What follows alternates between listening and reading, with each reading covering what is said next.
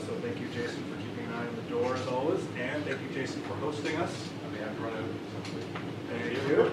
In the lovely Trios College building. So we did try to, I got a speaker, we can't get it to work.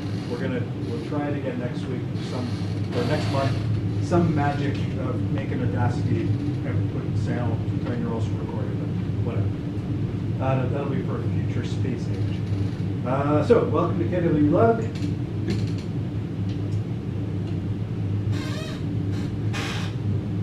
Did we get it better? No, we did something different. Didn't we put the other one on? front light. You have the front lights off. Yeah. No? Or we blinding? Yeah, that works. Goes off. Can you actually see now? Alright. Sure. You're all going to be in the dark. That's the story of my life. Give us a bright light. Oh yeah.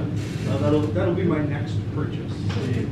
I'll find some open source DIY LED spotlight system that we'll just put up there. Oh, there we go. Why How does many? it work make my eyes go across? All right, so KW-Lug. So for tonight, we've got a presentation by some guy. I don't know who he is. Some Jason. WRDashboard. Well, yeah, we got a presentation by Jason. It's going to be great. It's about Vim, the correct editor. So I'm looking forward to enjoying that. Always correct opinions about what editor you should use. Eco. I gotta leave. I can't stay this one anymore. All right, so that's our presentations for tonight. We have upcoming presentations. For September, we've got, we're going to cover home network setup and privacy safe. And for November, we're going to do Matrix, which is the encrypted encrypted chat system. We need someone else to present for November, and we do need 2 presentations for October. There is one person who might be working for one of the other chat open source projects, so I'm going to ping him and we'll see if anybody wants to present or if he is interested in presenting for November.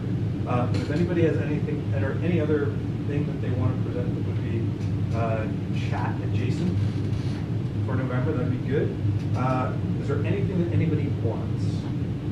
What did we talk about? SE Linux and SE Linux. And BAM. SE Even Linux. an Ant Farmer. And Yes, that's what I thought. System D. A number of years ago. You know SE. You want to do a presentation? On SE Linux? SE Linux. No. Fair. Andrew, I think there was a request for I got System D as well. Oh, hot potato. System D. But that's only going to be a 5-minute presentation. It could be hours. Someone coming in. It depends on if there's examples. Well, that would certainly be interesting to see. I know I guess my system uses System D now. I think the systems at work are converting to System D, and I have never touched it. We could do a presentation on people who don't want to go to System D. They're crying right now. It's quite hilarious. It's good. I could possibly do a system D presentation. Oh yeah. What kind of time lead would you like? Would that be an October presentation or Friday? We'll talk later. All right. All right. So maybe a System D presentation from Nathan. Anything else to do? Or so keep your ideas for PAM, SE Linux, PAM? PAM, Did you see PAM? PAM? PAM, PAM. pluggable Authentication model. Thank you. So that, like those sorts of things would be very interesting if someone feels an excitement to do those. Anything else? Anything else on top of someone's mind? Oh, here, I have a question. Has anybody tried out Tailwind CSS?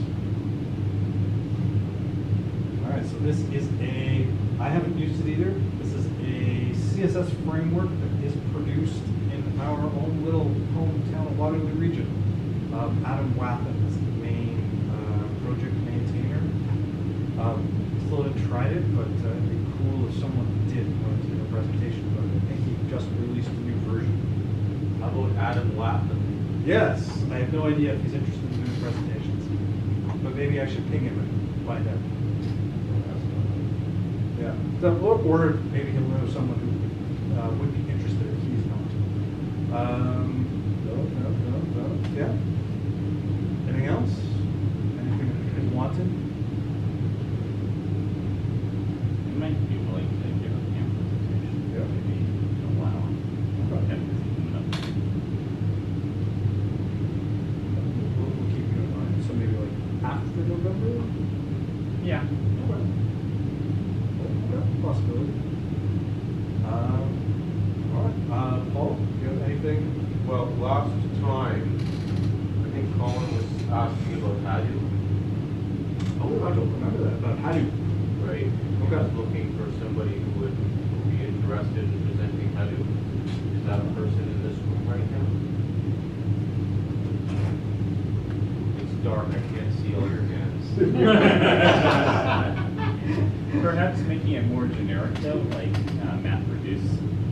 You know, fun with MathReduce. Yeah. Because I mean, that's Hadoop is just a specific data of that, and you know, people might run across MathReduce elsewhere. Yeah, you seem like someone who might know about one or two machine learning people. Is there, I assume Hadoop is used at the university. We'll shake the tree. I was thinking there's also the intersections. Yes. Intersections is the group. They might also be sort of along the lines of like someone who's got machine learning stuff that'd be interested in doing a presentation. Basically, all of the intersections and the data science groups Yeah. are all about machine learning. Yeah. Is there a separate data science group now? There has always been, Oh. it's intersections at large. Okay. Good. So, people to bother? All right. Anything else? Anybody wants to announce? All right. Then, some guy will start a presentation. We're gonna look at Paul, are we recording? All right, excellent. You might know me, I'm Andrew Sullivan Kent. So the project that I wanted to talk about today is one that I only started recently. It's called WRDashboard. So my background, some of you, all of you probably know this. I am a mostly Ruby developer. I help organize this group. I help organize the KW Ruby group, as barely calling it organizing. And I like to do contributions to OpenStreetMap. So that kind of puts me in like free software, open data, crowdsourcing data kind of stuff. Those are things that I'm kind of into. I moved to Kitchener-Waterloo to go to school in '98. After school, I moved to Waterloo, or I stayed in Waterloo for a while through school and after school. I moved to Kitchener in 2009, and I've been there since. So I like this region. It's a nice size in terms of living here. It's close to everything. But in relation to this project, Kitchener-Waterloo is also, or Waterloo Region, is a nice size for understandability. Because one of the things I've always wanted to have a better idea of is what's actually happening around me. So whether that's, you hear a festival off in the distance, but you don't actually know what it is, or you see an article in the Record where they're talking about some issue and you don't know any of the details, or you see some construction and you just know that construction showed up. You don't know what's actually happening. This region seemed like it was, or it is, big enough to have interesting stuff and like enough entities that will generate data to be able to do something, but not as big as like a Toronto, where it's going to be entirely overwhelming to try to understand why something is happening. Okay, that was my next slide. Understandable. This region seems like it has the possibility of being understandable from a gathering data kind of aspect. All right, so the outline of what I wanted to present, not a huge amount of technical information, because as I will repeat many times, I am attempting to start this project on not that much time and energy. So all the things I'm doing are trying to do whatever is dumb and easy. You will notice the slow progression of things I say. Everything will be, this was as simple as possible that I could do, and it let me make a little tiny bit of project. So I will also use the dreaded MVP, minimum viable product word of, trying to do something that'll do it, something useful, but it's not in any way what I would like it to be eventually. But to motivate some of this, I figured I would give some use cases. So these are kind of ideas of things I've thought of where having like a single portal that would drag together a whole bunch of data and calendar and whatever all in one place and let you look at it. These are places where I think those kinds of things might be useful. So, first one, finding events. What's happening around me? So, I'm guessing, because I think I probably said this to some of you, and those who I haven't have probably experienced this, you hear about an event somewhere close by, like drivable or walkable distance, but you hear about it the day after it happened. But it's like a topic that you're interested in, you actively look at things for it, and as soon as you hear about it, you think, how did I not know this was happening? Because it was like in places that you go, and about things that you are interested in, probably with people that you already know, but you didn't hear people about it at all.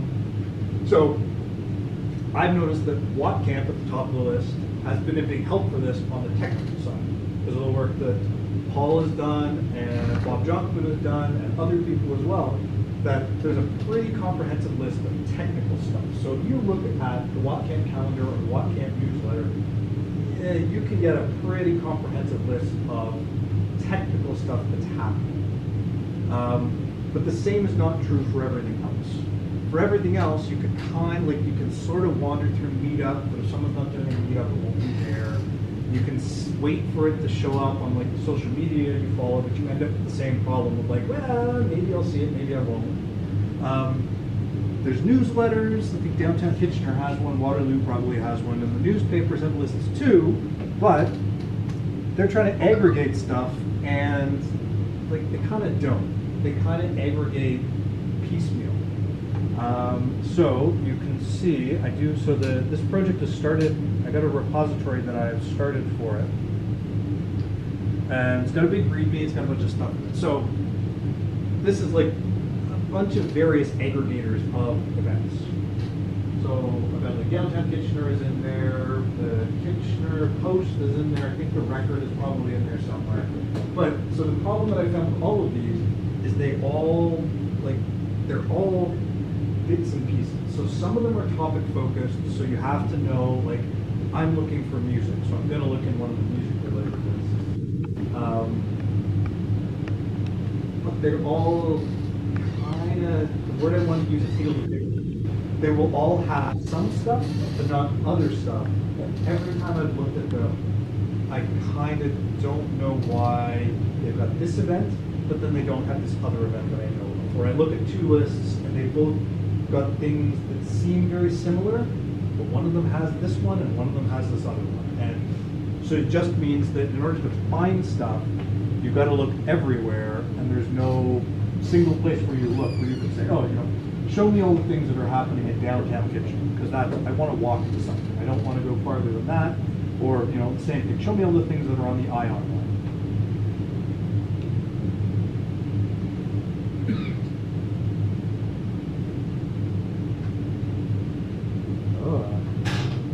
I'm also experimenting with a new presentation tool.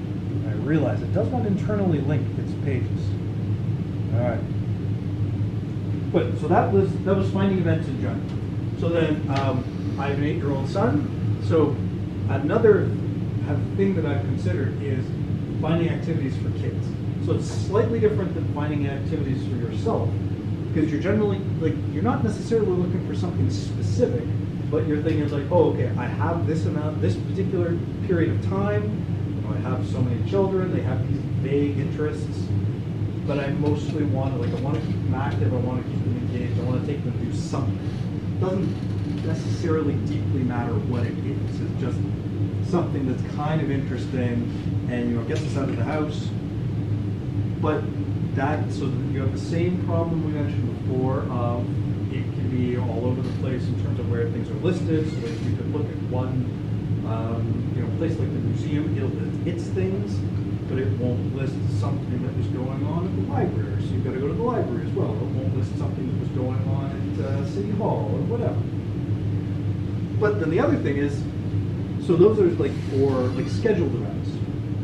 But if you're looking for something to do for kids, you don't necessarily care about scheduled events. You might also want to be able to go stuff that is a play space, whether it's an outside play space if it's the right time of year, or an inside play space. Is it a public play space or a private play space?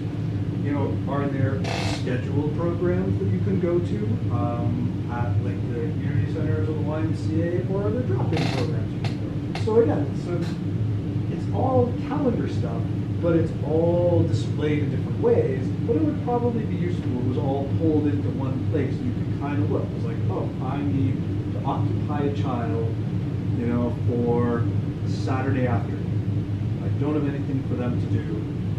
We could leave the house, we could do this.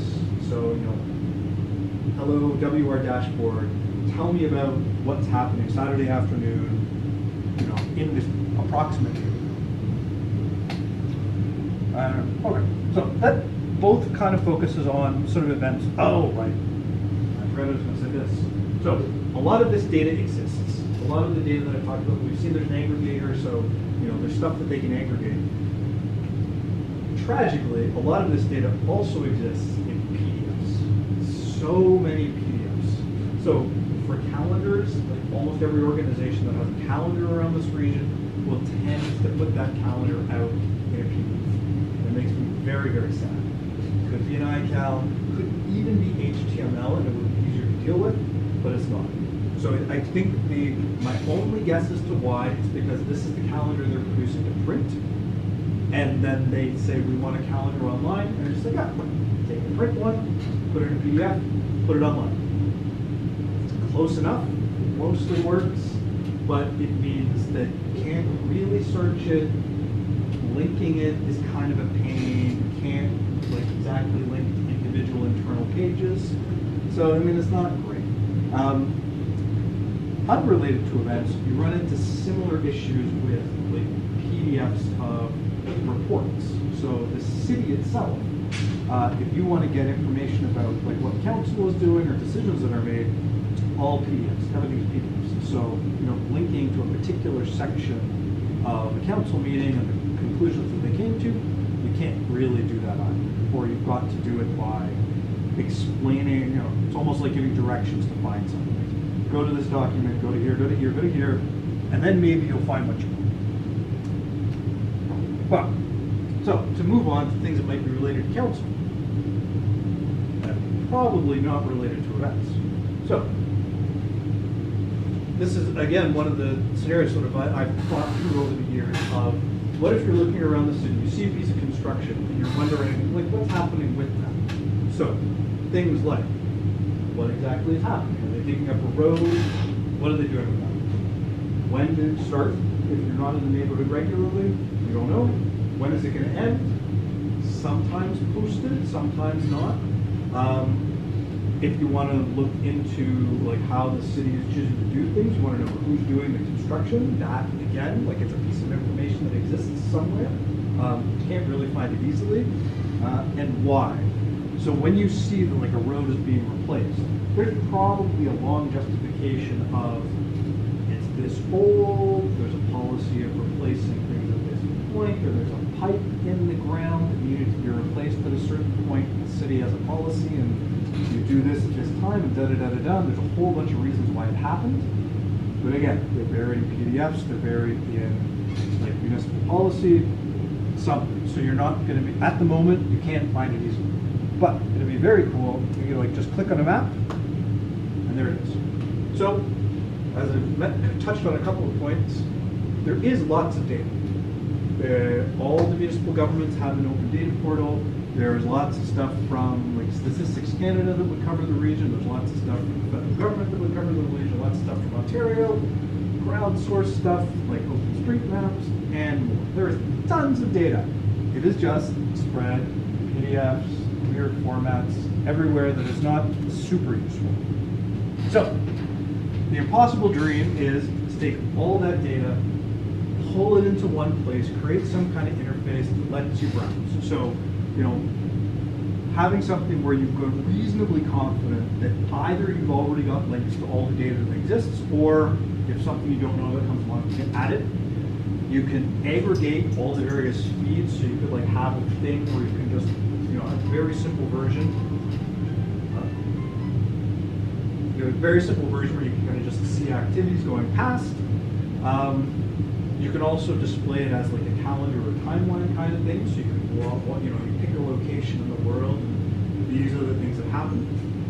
Or you can show it on a map, so you can like look at, you know, say you pick your house, you look around it, and then you can have this thing that shows you all the interesting points of data that have been collected around your neighborhood. Because again, all the data exists, you can go and find it, but you'd be looking at a ton of different websites to try to pull in, you know, all the data that exists just about your neighborhood. All right, so as I said, you want to do something simple and dumb. The grand plan is you'd have a website that's got all that stuff, gives you a feed of everything. You can start with there to find like any data you want. But that's really big, and it's probably going to be hard, and there's a lot of data to collect, which another slide that says, oh, no. Ah, that's the secret. All right, so to do that, like there's a lot of data to collect, there's a lot of UI stuff to do, there's a lot of like fiddling around with different choices. So we don't want to do that all at once. What do we want to do? Something dumb and simple. We actually want to have a product that will get out there sooner rather than later. So what's the very simplest thing we could do? It's RSS feeds. RSS feeds are dumb and old. The people who you ask who run a lot of websites will say they're dumb and old and they want to get rid of them. The city might be an example. Their open data portal has GeoJSON as a default, and when I was at a meeting where some of them were there for Civic Tech, where they were asked about RSS, and they're like, it's dumb and old, nobody uses it. And that might be true, but a lot of people actually still provide RSS. If you run a blog on WordPress, it seems almost automatic you get an RSS feed. You run a blog and a lot of other things, there's an RSS feed. If you have a GitLab or a GitHub repository, or a GitHub repository user, there's an RSS feed for the user, the repository, even for organizations, there's an RSS feed. YouTube has it, Reddit has it, more stuff has it. I think I found that Flickr for images even has it. So, you know, it doesn't get you everything. There are things that do not have it. I think Instagram doesn't have an RSS feed. Like calendar data, you're not really going to get an RSS feed, but it's a good place to start. You can get a lot of stuff, and in theory, if you have this system, you can convert a lot of things into RSS, but they're not RSS now. So again, it gives you like a dumb, easy pathway to get there, and then you can make more interesting stuff later on potentially.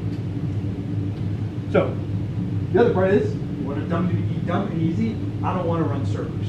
I don't want to worry about having a computer that doesn't think.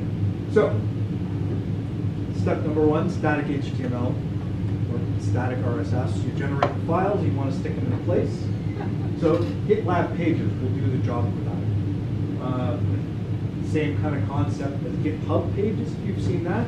You put HTML files into a repository, into a particular directory, and then it just kind of magically shows up in the right places because they run the servers for you. Again, a system you can change to do other things in the future. You can take what you're using and move it somewhere else, but step number one, dumb, easy, and it works.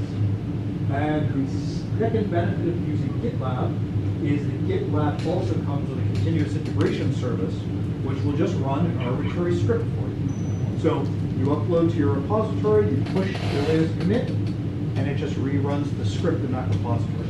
So again, easy. You don't have to do anything. There's no separate deploy step. You update the Git repository with your new information or with your updates to the website, and it just shows up. Well, I say just shows up, as Paul can attest to when he's looked at this website. It doesn't always just show up, but for loose values of sometimes you have to rerun the job, it mostly just shows up. As I said at the beginning, I tend to be a mostly Ruby developer, so I wanted a Ruby solution. So there's a gem called Pluto that aggregates RSS. It's dumb in many ways, but it's very simple. It does the job. It's kind of like one command. You feed it a list of RSS feeds, brings them all together, puts them into an HTML template, and you're done. You've got an HTML file, potentially RSS, Atom, all the rest of the stuff that will put it on a website. So Pluto has not had a lot of maintenance or not a lot of active development over the last few years, but again, I don't care. It does the job, and because it's static, I don't have to worry about security issues that are on this side. Moving forward. So another way in which Pluto is weird and dumb, it uses INI files to store its lists of RSS feeds. It works, like it does the job. You do this, you give it a title for your feed, you give it a title for you give it a title for your your aggregation, a title for the feed, a link for the feed, and then the actual link to the RSS. It works.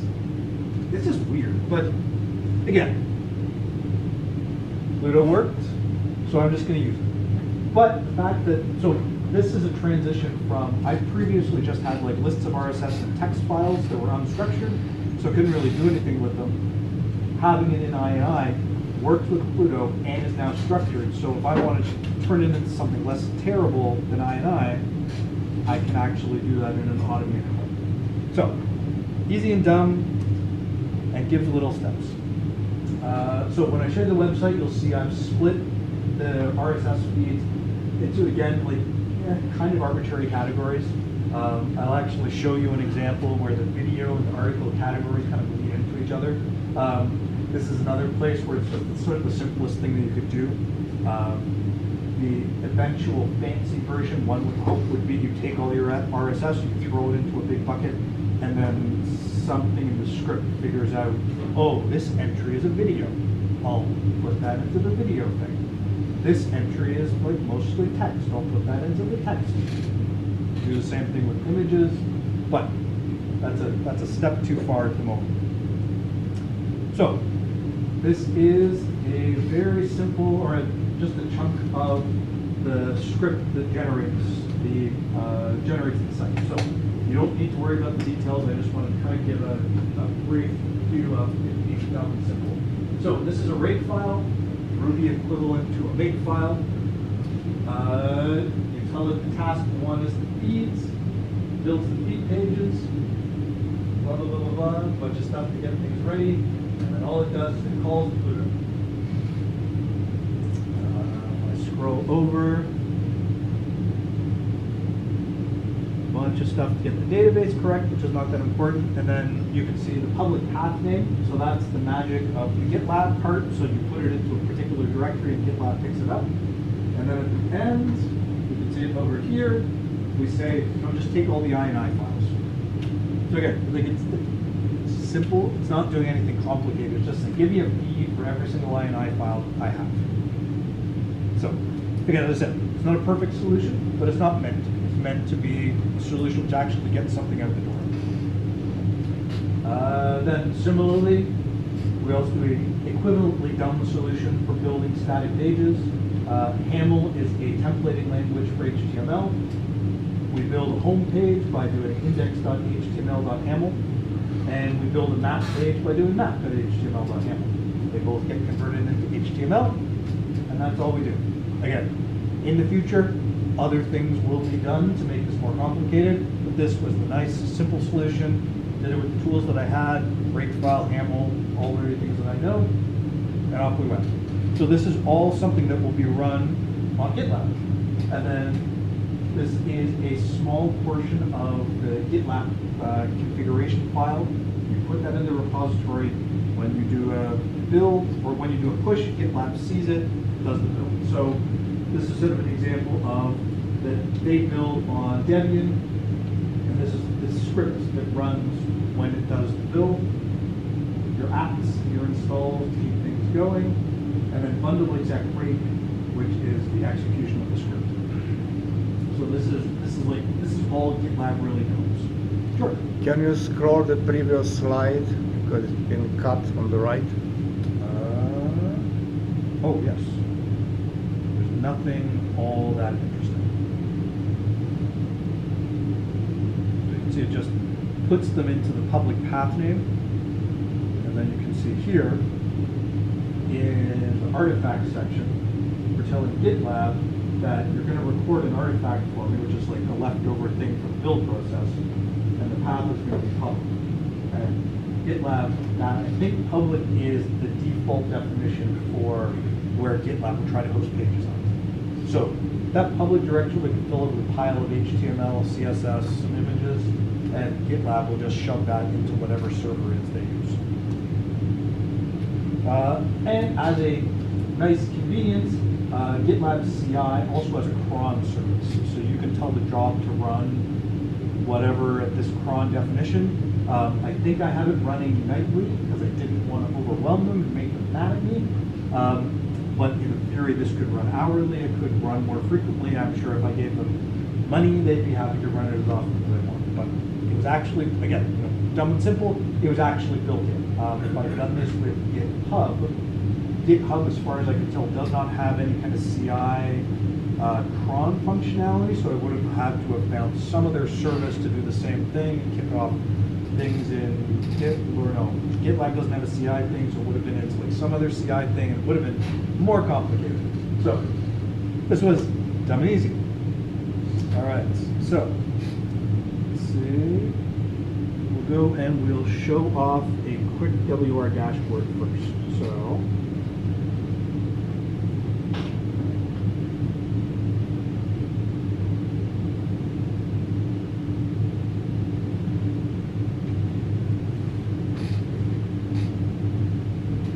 So you will also see this website is very simple because I am a terrible designer.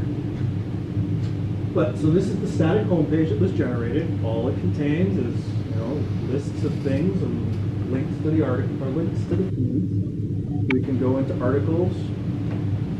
See, this is a very simple thing that will look like a Planet file if you might be familiar with what Planet files are. It has our list of articles. It has the list of all the feeds down the side, but it is not at all complicated. It's not doing anything fancy like trying to add extra linking. It is the very basic version, but it gives you something basic. You can link to all the sites. You can link to their RSS feeds. You can even link to an RSS feed for this particular feed. So if you want to go and subscribe to this whole feed, thinks about it for a second, in theory you should be able to. Oh, maybe it doesn't want that.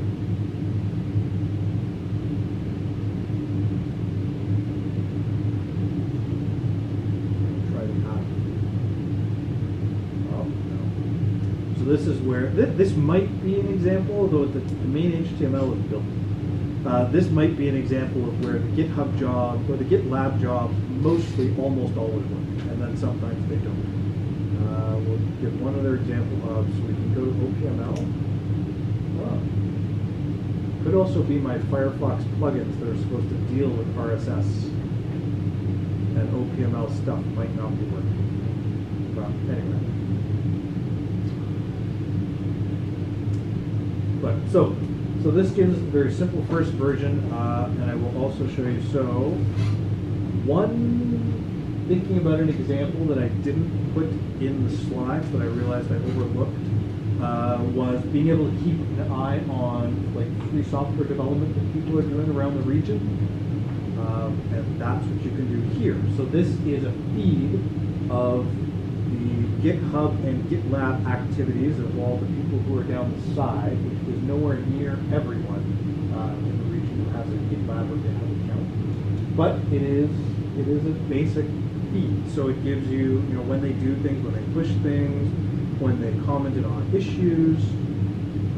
It kind of gives you an idea of what's happening. You can see Doug is working on Curve, for example. We know Doug.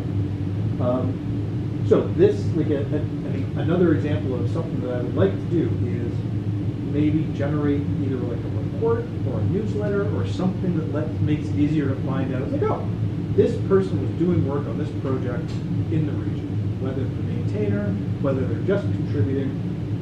That would be kind of handy. So, very simple. Any questions? Anything that doesn't make any sense? Excellent. It's all very simple. All right. So I guess one final thing. So Twitter does not have a RSS feed, but you can throw things into a list. So I've been sort of slowly putting things into a WRDashboard list. Eventually that might get pulled into the main page, but at the moment it's just a list that tries to include in every Twitter account that I come across that says that it's in the region, just gets tossed in. So not a lot of thought about it. It's like if it appears that it advertises that it's somewhere in the region, and it goes.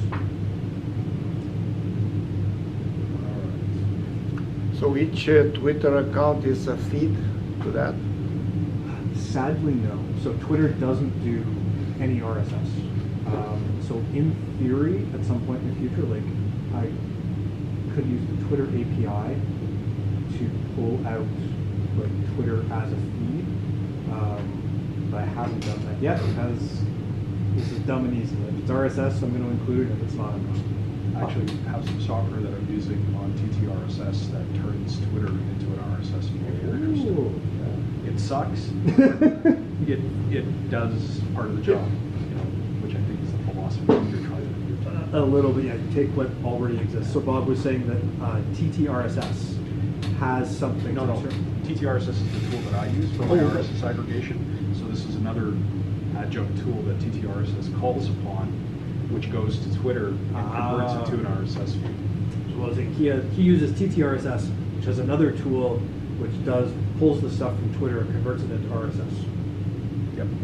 So yeah, and again, on the theme of when you want to get something done, you can either spend a lot of time making a fancy thing or pick the pieces that exist, which can get you part of the way. So if you want to help with that, that would be appreciated. It's easy enough to do. I can show you the repository. So this is GitLab. Make sure that I have I'm at the top of the repository. Okay. So you open an account here, you open merge requests, and the main thing that you can do right away is adding to the INI files. So these are my, the approximate categories. We'll go for the repository list. So a whole bunch of GitLab puzzles. So again, another example of dumb and easy. I am copying so much text, like it's consistent. So like I could just figure out from like github.com / whatever your name is, all the other information. But I haven't bothered yet because copying and pasting is easier to start with. But at some point, we'll figure out a nicer version. Yeah, so if you have an RSS feed, if you have a blog, if you have podcasts that you know about, if you have a repository that I haven't included, I will either hopefully find you eventually or open a merge request. I'm happy to add things in. All right, so this is one part that I've added on that doesn't fit with the feeds, but it fits with some of the other ideas, but it is also very, very simple because I haven't done anything more with it yet. So this was intended to be the starting point of adding more geographical data. So all it is OpenStreetMap's tiles with the OpenStreetMap boundary of the region thrown in, and literally nothing else. The intention is that I will eventually grab the GeoJSON data that the region publishes for various open data sets. That is, again, sort of the dumb and easy starting point. Grab as much of that as I can and just kind of push it in here and see what's interesting. This would be the place where the aspiration for so say the idea of construction, the aspiration would be you can go down here, say you see something happening in Columbia and Hague Boulevard, and you could click here, and something more useful than the Latin law would pop up. And it would say, oh, hey, I see that if there was this region council meeting minutes that reference this. These were these articles of references. Here are the images, the history of images I've found that talk about this location. Here is, if there's a chunk of construction, here is who bid for it. Here's all the places you can go to find out more information about this project. That would be the eventual aspiration. Like I said, that's hard and complicated, so we'll work our way into that.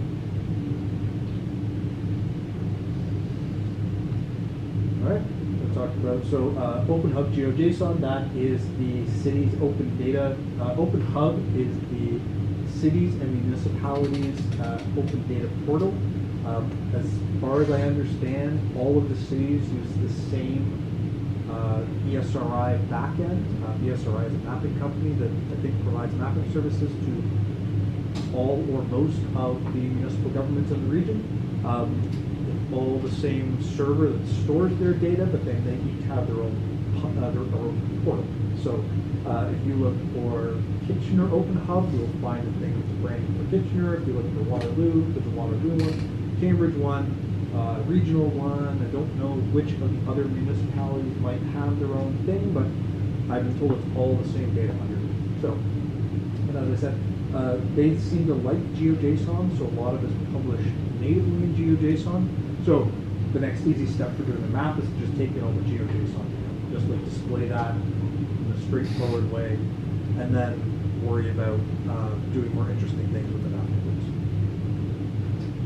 All right, that's it. I've got 10 minutes left for my hour, so if anybody has questions or wants to ask about how they can help. Also, if this is interesting in general, if the idea of open data or mapping or like learning more about stuff around you is interesting, there are a couple of groups.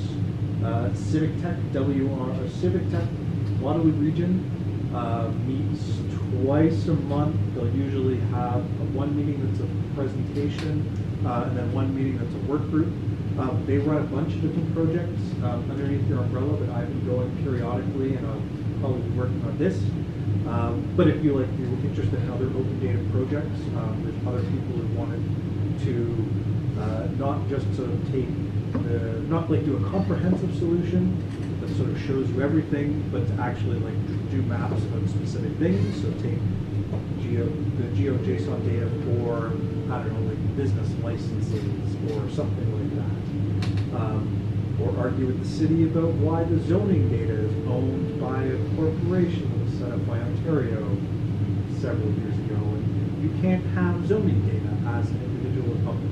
Yeah, Tim's making a face. That's the face that should be made for that statement. But yeah, so that there's an interesting place to talk about that stuff. Data for Good is a similar group. I haven't gone to them, but I think they're doing similar kinds of projects, like getting together every so often and doing civic tech kind of stuff. And then Go Geomantics, also one I haven't gotten out to yet, but they are GIS professionals. So if you're interested in mapping kind of stuff and geographical data, that might be another interesting one. We'll probably have people who will have much more educated insights than I will on actual maps. All right. Thank you for your attention. That's it for things I wanted to say. If anybody has any questions, I'm happy to take them. And if you don't, that's okay too. George. How about the PDF problem? So there are lots of different options for scraping PDFs. So PDFs, as much as they're difficult to get data out of, they are also just text files. I think they might be gzip text files. I can't remember. There's something around them. But internally, they're just text files because they are the PDF format evolved from the PostScript format, which is also just like, it is technically a text file, but it's a text file that describes how to build a document. So you can scrape them, you can process them, but you got to do fancy stuff to figure out, like, this is the table. So for example, like this is the table with calendar data, and this is how I find this field, this is how I find the headers. So it's going to be different for every single PDF. You might be able to, you might get lucky and find that for a particular organization, all their PDFs have the same structure. So that can be consistent, but between organizations, it's all going to be different. So I haven't tried playing with this yet. This is a future aspiration, maybe. There. Oh, So I'm looking at this, and this is a huge, huge data problem. yes. And I feel very sorry you decided to No, but, no, this is awesome. This is really cool, actually. We'll see. Remember, at the moment, it's easy and dumb. No, but I mean, easy and dumb gets you a long way, so you deliver value. But, so I'm thinking about like, how do we take this work away from you, so that your 8-year-old son can know who their father is? And so the idea is, you said, well, you commit, and and so there's RSS feeds. But I'm looking from the other side. I'm the city. I'm producing PDFs, and you know what? My citizens want PDFs. They don't want RSS feeds. So how do I support you, or how do you support me? And I was thinking that what might make this system grow more easily is saying we have an interchange format in the middle, and we have a plugin architecture. RSS feeds converts into this interchange format. We maybe even create a PDF plugin that, hey, you can write a template that feeds into this PDF plugin that does it. Or you may have a wackadoodle database, that's fine, write interchange files and provide them to me via some standardized mechanisms. And now I'll integrate that data into the rest. And it's up to you to decide what your format is. I don't care. I have a plugin architecture. And so I think, for example, I think GeoJSON is that for maps. I think GeoJSON is kind of the interchange format that they took of like, okay, we might have whatever wacky database stuff that is weird and specific to us, but when we publish this data, we're going to put it in GeoJSON. It basically works. So that's the interchange format that we're going to expose when other people can do cool stuff with that. And if other people want more data, we need to hear requests for it. So I think for how you could advocate for the city to make more things in, say, like iCalendars, would be the calendars, or would be the standard calendar that we publish. It would be to show that people want it. So I think projects like this could be useful for doing that. If you show that, like, oh, I scraped a whole bunch of PDFs, and now I have this much traffic, and now people are finding this useful, and my life would be easier if you just made iCalendars. Like, I think that would be an argument to the city to make iCal feeds. But I think it does sound like it's really like when people complain about it, they will go and do the extra work. Because you imagine that if you were the GIS people for the city, they've got a mandate to do open data stuff, but they want to, but it's also secondary to providing information to the actual corporation of the city for doing the stuff that the city has to do. So like the accountants are calling and saying, we've got to make the budget and we need information to give to the councilors, that's going to come first. And hey, maybe we should build an iCal feed. It's going to go, yeah. So probably like at the point where you find something you want, you could ask for it in Open Data Hub. So for example, so if someone built a PDF and you actually wanted that as the proper data, a possibility might be going to the Open Hub and actually requesting that as a data set. But I mean, I think one reason, like, I produce PDFs, Yeah. and I'm sure you do. You don't have to tell, you don't have to admit in front of everybody. I know everybody does it. Actually, I produce PDFs for the presentation. Yes, and so we all produce, almost all of us produce PDFs. And there's a good reason why we produce it is that it's a wild, wild west, and we know our information is going to be received well. Web browsers are actually shockingly good now, but we're still suffering from the O's. And so that's, I think, why governments have done this, is like, problems go away if we have PDFs. Yeah. Well, for example, when you do reports, Yeah. you want to get the text out, and you kind of want it to stay vaguely in your official format, because there's probably legislative reasons why Yeah. certain things need to be true. So if you put it in PDF, you can reasonably trust that, like, okay, it's gonna have this font at this size, Yeah. with approximately looking like this, and no one's gonna bother with that. So the question is okay, so I'm producing this PDF document. Say I was talking about water softeners with somebody recently. And so maybe I'm publishing a table of neighborhoods and their water markets. Yeah. And so I want to do this, but I've got it in my system and then I convert it to PDF. Yeah. So the question is, where is it coming from? We don't know. So give people an Yes. opportunity to convert it from that thing to whatever format we desire, make it easier for them to satisfy us. And then that will enable them before the PDF thing.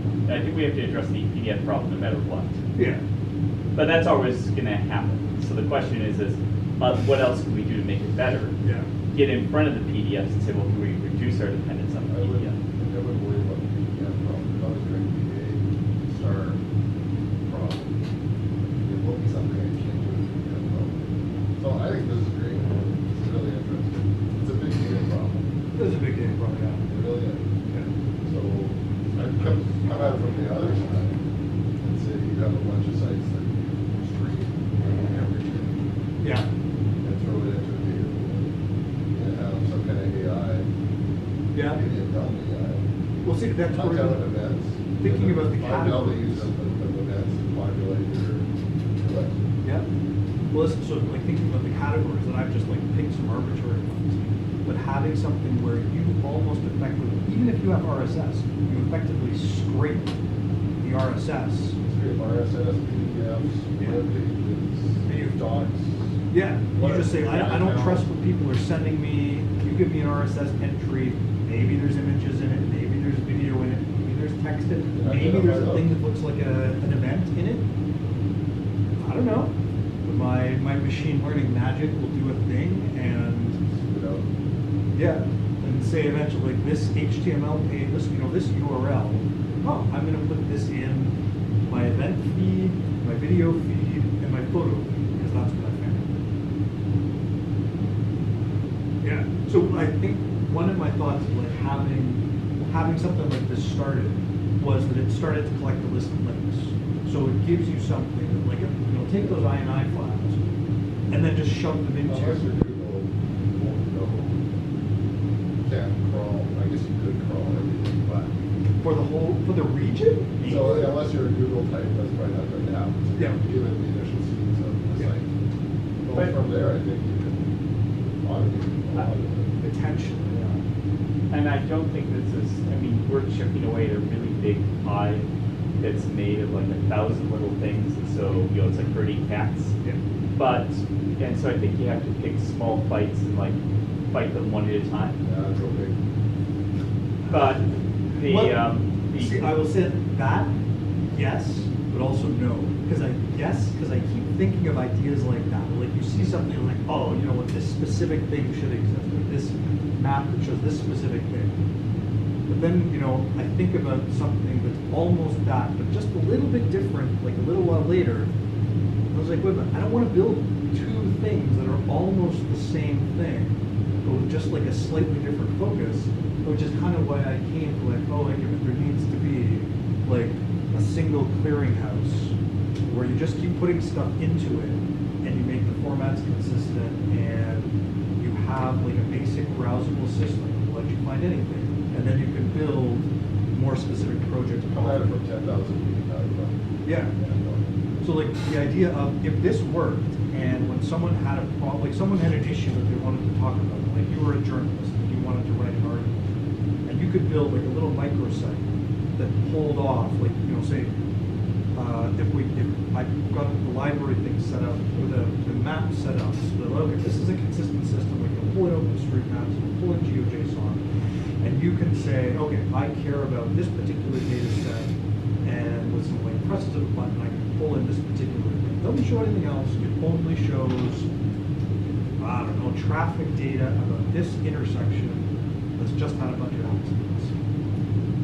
And you ignore everything else, but like this provides you with the tools to find the data set, and it also shows you that like, oh yeah, there was, you know, this was the data that came from the region, but then there's also data that was collected by StatsCan that applies to this intersection, or there was also data that's in one of the Ontario data sets that applies to it. And WRDashboard can be the place where you see all of that.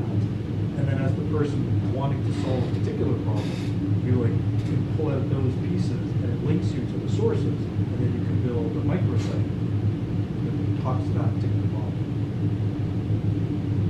Which I don't know, it's sort of like, Yeah, I mean, I it's like think doing about both this- things at the same time of like little problem and just keep feeding it back into a big problem as you solve the little problems too. So we have like data producers and data consumers, and you're kind of in the middle of that. But like in either sense, Yeah. we have somebody who's like, what do I do with my kid this weekend? And we have people, how do I let people know that the clown is in the park? Yes. And so how do you bridge that gap? And both of these parties are interested, but one is, I'll say, creatively putting energy into the system. The other one is consumatively putting energy in the system. As in, I'm creating an event, I'm documenting it, I'm publicizing it, Yeah. versus I just eat it and walk away. Like, Nothing with the Travago event. Travago event. Yeah, sort of like that. Like you can reasonably trust that if you type a search into this and like you draw a box around, or like you click on the park and you say, I want to go to the park, what's happening? You can reasonably trust that it's actually going to tell you a pretty good approximation of everything. well, so I'm thinking about this though, as the people are producing it, Mhm. are there any problems they have? Probably. So that might be a good place to pursue, is like, hey, city government, do you have a problem with getting your events out? Yeah. Let me know those. I may not help. I may tell you that sucks. Yeah. But knowing that information might allow Yeah. for Well, yeah. development. Major coordinatorship. Yeah, although this could be a project for overcoming inertia in some areas, because if, for example, you know that, but not for non-municipal organizations, because they're not democratic, so they don't care. You don't pay them, they're not going to change. But for the government, for the municipalities, I think a lot of their process is, well, if nobody's asking us for this, how can I justify spending time? Whereas if, like, it turned out that, like, there was this feed of data that was so close to being useful, and you put it up here, you show it on the map, you show that you're close to being useful, you know, a bunch of people actually start trying to do something with it, then you can actually push back to the city and say, could you please add this extra thing to your feed? Could you please generate this other little bit of data that we're pretty confident you have, but you didn't include? And or like change the format, for example. If you publish it like this, if you published it like that, life would be so much easier. I agree with you on that, including data, because you can't make that up, but all the data is there, it's just a format issue. You find something that's more easily programmatically on your side than asking anyone to check. That's probably also true too. The problem that I see with that, and I think you're right, I mean, I'm not arguing with the basic point, but the problem that I see is that as it scales out, every, 0.01% will change every day, and you're going to spend all of your time, dealing with format mutations. Oh, Halloween is here, and they change the colors to orange for 2 days, and then Yeah, that. and it does, or if it's a PDF, it does something that's weird enough in the PDF that makes it hard to scrape by your usual code. Yeah. But yeah, for example, if you could push every organization to push nice clean RSS feeds and nice clean iCal feeds, it'd be nice. But it can't be critical. I have a question. Probably next, but I think I saw Paul. Well, I wanted to call tonight. Because of last meeting. One last question. Does PDF have metadata feeds that can be actually used as a little piece of information? Actually, I don't know, but the little I know about PDF is the answer is probably. Yes, Because it they seems should be. like PDF can do everything and it's terrifying. Right. That problem of maybe like, guys, you produce the PDF, but can it be done in such a way that there's this like metadata? In a way, it's like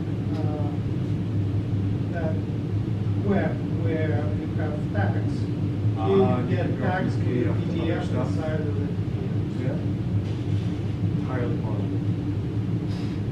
All right, I'm gonna wind down. Because I did mention at the beginning, anybody is interested, you can come for beer afterwards. So I think we can talk about after Jason's presentation about where we'll go. But we usually go to the Japanese place that way, and then there's Together We're Social. I think it's the Walper. The old Walper one. That's kind of that way. So we can do a decision after Jason's presentation. All right. Thank you very much, everyone, for your attention. We will take a few minute break, 5-minute break, and then we will get Jason to tell us all about the correct text.